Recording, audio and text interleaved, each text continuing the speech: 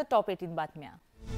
Top 18 प्रायोजक cotton king, India's leading menswear brand in 100% cotton. विधानसभा निवडणुकीपूर्वी महायुती आणि महाविकास आघाडीची अग्निपरीक्षा। विधान परिषदेच्या 11 जागांसाठी निवडणूक, 12 उमेदवार रिंगणात असल्यानं चुरस।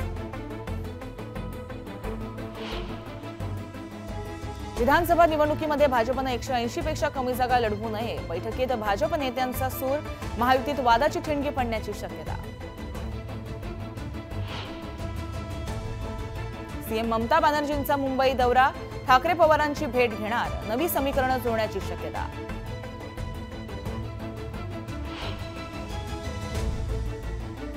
मनोज जरांगेंच्या रॅलीचा जालन्यात समारोप, आयोजकांना पोलिसांची नोटीस। मुंबईत पावसाचा जोर पुन्हा वाढला, अनेक भागांमध्ये पावसाच्या सरी, सकाळच्या कामासाठी निघालेल्या नागरिकांची मात्र तारांबळ। सिडकोनं घरांच्या सोडतीची तारीख पुन्हा बदलली, आता 19 जुलैला ठरणार भाग्यवंत कोण।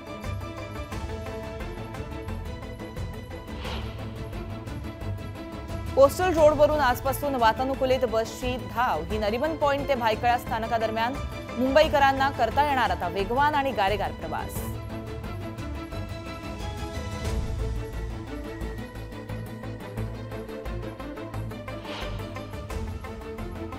मेट्रो 9च्या कारशेडच्या आर्थिक निविदा खुल्या, 2 कंत्राटदार तांत्रिक निवेदनात पात्र, तर छाननी सुरू।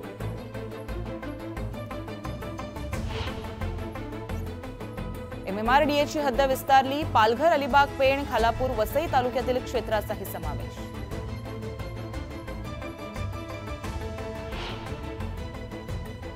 रेल्वे रुळांवर पाणी का साचलं, पावसात पाणी साचलेल्या ठिकाणांचा अभ्यास करून यंत्रणा सज्ज ठेवा, पालिका प्रशासनाचे आदेश।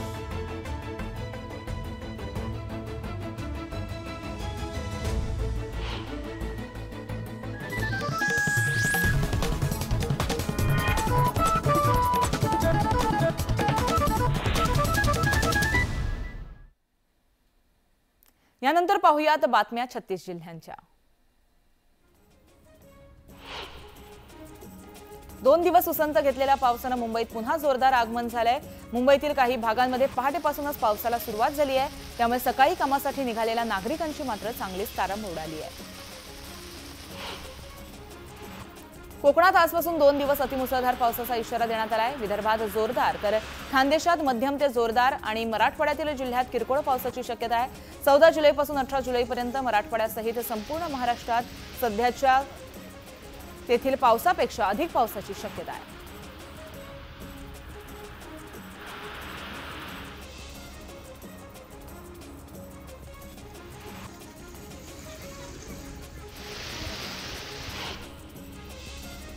मुंबई शहर आणि उपनगरात आजपासून पुढील 3 दिवस मध्यम ते मुसळधार पाऊस बरसण्याची शक्यता आहे। हवामान विभागाने याबाबत माहिती दिली आहे। तर पुढील आठवड्यामध्ये 17, 18 आणि 19 जुलै रोजी जोरदार पावसामुळे मुंबईत पूरसदृश्य परिस्थिती निर्माण होण्याची शक्यता हवामान अभ्यासकांनी वर्तवली आहे। गेल्या आठवड्यात रविवारी पावसामुळे मुंबईत अनेक ठिकाणी पाणी साचलं होतं।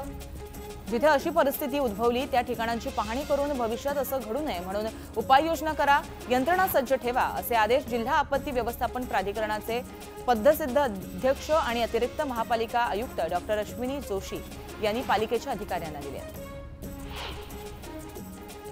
राज्यातील विधानसभा निवडणुका अवघ्या काही महिन्यांवर आल्या असून त्याआधी कुणाची ताकद किती याचा अंदाज आज होणाऱ्या विधान परिषदेच्या 11 जागांच्या निवडणुकीमध्ये येणार आहे। विधान परिषद निवडणुकीला अवघे काही तास राहिलेले असताना पराभूत होणारा 12वा उमेदवार कोण असेल याची उत्सुकता आता शिगेला पोहोचली आहे।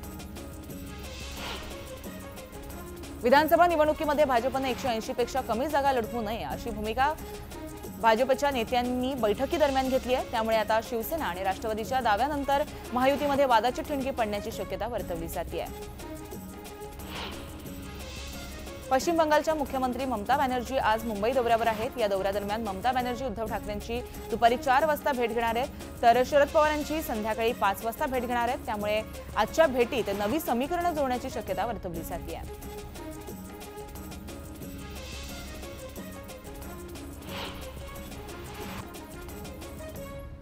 बेस्ट उपक्रमाने आजपासून बेस्ट उपक्रमाने आजपासून शहरातील कोस्टल रोडवरून नरिमन पॉइंट आणि भायखळा स्थानकादरम्यान वातानुकूलित बस सेवा सुरू करण्याचा निर्णय घेतला आहे। सकाळी 8 वाजल्यापासून ते रात्री 9 पर्यंत बस प्रवाशांना या बस सेवेचा लाभ घेता येणार आहे।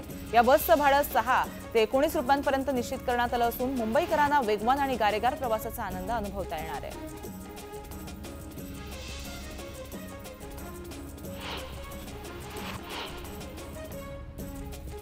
नवी मुंबई येथील वाशी रेल्वे स्थानकाजवळ सुमारे 8000 चौरस मीटर भव्य भूखंडावरती सिडकोनं महाराष्ट्र भवन उभारण्यासाठी हालचाली सुरू झाल्यात। यासाठी 121 कोटी रुपयांची निविदा यासाठी सिडको मंडळानं जाहीर केली आहे।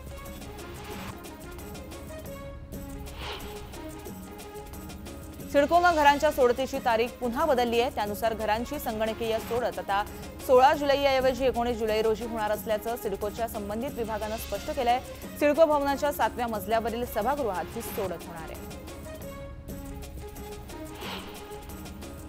मेट्रो 9 मार्गिकेच्या उत्तनजवळील डोंगरी इथं कारशेड उभारण्यासाठी MMRDAनं मागितलेल्या निविदांमध्ये 2 कंत्राटदार तांत्रिक निवेदन पात्र ठरले आहेत। त्यांनी दाखल केलेल्या आर्थिक निविदा उघडण्यात आल्या असून आता या निविदांची छाननी प्रक्रिया सुरू आहे। मुंबई महानगर प्रदेशच्या हद्द आता पालघर तालुका, अलिबाग, पेण आणि खालापूर तालुक्यापर्यंत विस्तारली आहे। राज्य सरकारने या भागासाठी विशेष नियोजन प्राधिकरण नियुक्ती केली असून या क्षेत्राची लवकरच विकास योजना तयार केली जाणार आहे। त्यानुसार आता मुंबई महानगर प्रदेशात नव्याने 446 गावांचा समावेश असणार आहे। विशेष पोलीस महानिरीक्षक यांनी जळगावातील कारागृहामध्ये पाहणी तसंच चौकशी करत कारवाई केली आहे। कारागृहात एका कैद्यानं दुसऱ्या कैद्याचा चाकून खून केला होता। या प्रकरणी पुन्हा पोलीस ठाण्यामध्ये गुन्हा दाखल करण्यात आलाय। यावेळी कारागृहाच्या रक्षकावरती निष्काळजीपणाचा ठपका ठेवून त्याच्यावरती निलंबनाची कारवाई करण्यात आली आहे।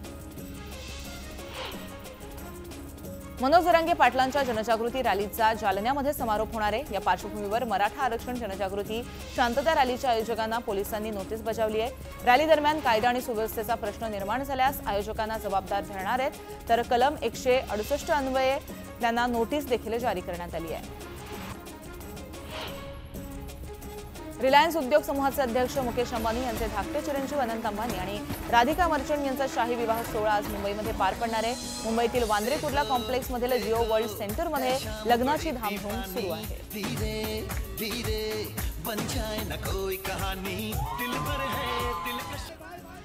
अनंत अंबानी आणि राधिका मर्चंट यांच्या विवाह सोहळ्याच्या निमित्तानं आजपासून 14 जुलैपर्यंत विविध कार्यक्रम असणार आहेत। आज विवाह पार पडणार असून 13 जुलैला शुभ आशीर्वादाचा कार्यक्रम असेल तर 14 जुलैला मंगलोत्सव कार्यक्रमाचं आयोजन करण्यात आलंय। अनंत अंबानी आणि राधिका मर्चंट आज विवाह बंधनात अडकणार आहेत। त्याच पार्श्वभूमीवरती अंबानींच्या निवासस्थान असलेल्या अँटिलियामध्ये शिवशक्तीच्या पूजेचं आयोजन करण्यात आलं। शिवशक्ती पूजेसाठी बॉलिवूडमधील अनेक प्रसिद्ध गायकांनी उपस्थिती लावली होती। अनंत अंबानी आणि राधिका मर्चंट यांच्या शाही विवाह सोहळ्याला बॉलिवूडमधील दिग्गज कलाकार देखील उपस्थित राहणार आहेत। अमिताभ बच्चन, शाहरुख खान, सलमान खान, रणबीर कपूर, रणवीर सिंह, ऐश्वर्या राय बच्चन, आलिया भट्ट, दीपिका पदुकोण, अनन्या पांडे विवाह सोहळ्यासाठी येणार आहेत।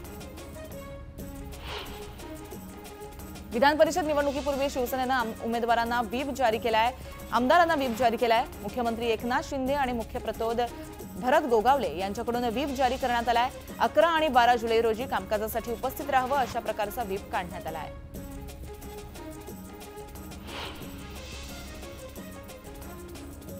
पूजा खेडकर यांना व्हॉट्सअपवर नोटीस पाठवण्यात येणार आहे। खासगी कारवर अंबर दिवा बसवल्यानं 24,500 रुपयांचा दंड वसूल केला जाणार असल्याची माहिती आहे। तर पुणे पोलीस कार ताब्यात घेऊन कारवाई करणार असून दंड भरला नाही तर मोटार व्हेइकल ऍक्टनुसार कारवाई देखील केली जाणार आहे। वादग्रस्त IAS अधिकारी पूजा खेडकर यांची वाशिममध्ये बदली करण्यात आली आहे। त्यानंतर त्यांची पहिली प्रतिक्रिया समोर आली आहे। मी वाशिम जिल्ह्यात रुजू होत आहे, त्याचा मला खूप आनंद आहे। मला त्याबाबत काहीही अधिकृतरित्या बोलता येणार नाही असं त्यांनी सांगितलंय। पुण्यातील घराजवळ कारवाईबाबत काहीही माहिती नसल्याचं सुद्धा त्यांनी म्हटलेलं आहे। वादग्रस्त अधिकारी पूजा खेडकर यांच्या खासगी कारवरती लावलेला अंबर दिवा हा चांगलाच वादाच्या भोवऱ्यामध्ये अडकलाय। वाशिम इथं परिवीक्षाधीन सहाय्यक जिल्हाधिकारी पदाचा पदभार स्वीकारल्यानंतर त्यांना जीप देण्यात आली आहे। त्यावरील अंबर दिवा त्यांनी काढून ठेवल्याची माहिती आहे। वादग्रस्त अधिकारी पूजा खेडकरांच्या आईनं पुणे पोलिसांना दमदाटी केल्याचं समोर आलंय। पूजा खेडकरांनी त्यांच्या खासगी कारवर अंबर दिवा लावल्यानं त्यांच्या कारवरती कारवाई करण्यासाठी गेलेल्या पोलिसांना त्यांनी दमदाटी केली आहे। सगळ्यांनाच आतमध्ये टाकीन असं बोलत पूजा खेडकरच्या आईनं पोलिसांना दमदाटी केली, तसंच पोलिसांना गेट बाहेरच उभं केल्याचं सुद्धा दिसून येत आहे। दिशा सालियान मृत्यू प्रकरणी भाजप आमदार नितेश राणेंची चौकशी होणार आहे। नितेश राणे यांनी दिशाच्या संशयास्पद मृत्यू प्रकरणी चौकशीची मागणी केली होती। दिशा सालियान हिची आत्महत्या नसून हत्या असल्याचा दावा त्यांनी केला होता।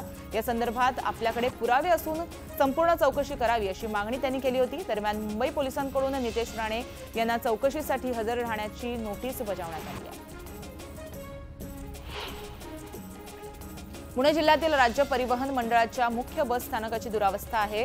बस स्थानक परिसरात ठिकठिकाणी खड्डे पडले असून खड्ड्यांमध्ये पावसाचं पाणी साचलंय। डबक्यांमधून वाट काढत प्रवाशांना प्रवास करावा लागतोय। सरकारनं लक्ष देऊन बस स्थानकाची सुधारणा करावी अशी मागणी प्रवाशांकडून करण्यात आली आहे।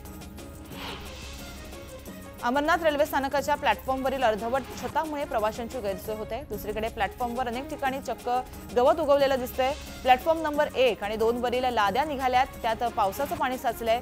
अशा दुर्गंधीयुक्त प्लॅटफॉर्मवरून प्रवाशांना रोज प्रवास करावा लागतोय।